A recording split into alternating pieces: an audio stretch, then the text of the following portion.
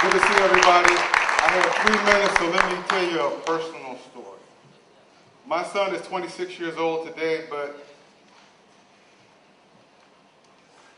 he was born in 1984, and in 1984, my son, who is alive and well today, he was alive, but he wasn't well.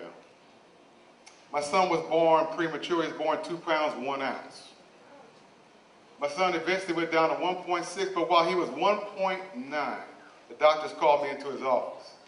The doctor said, Walter, you got 2 problems. One is the blood supply. We can't guarantee that the blood supply in our hospital in San Diego, California, was HIV/AIDS free.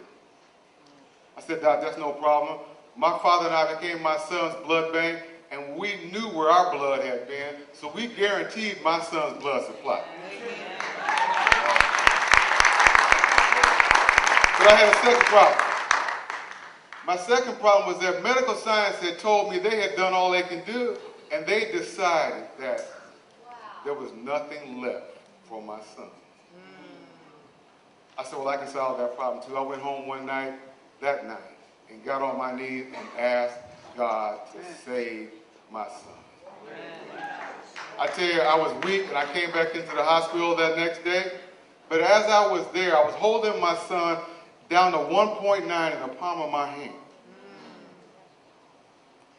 It was like holding a fork or a knife.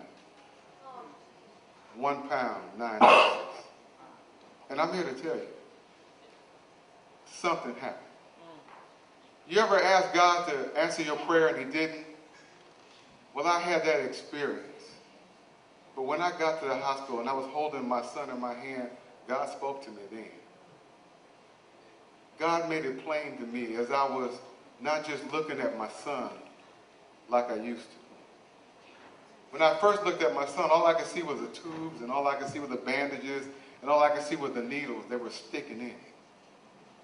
But this time when I'm holding him in the palm of my hand for what I think is going to be the last time I'm going to see him alive, I start beholding my son. I see his hands, I see his fingers, I see his toes, I see his eyes, I see his ears. I start to realize that what's on the inside of a woman is a live, living, breathing human being that deserves life, that deserves to be born.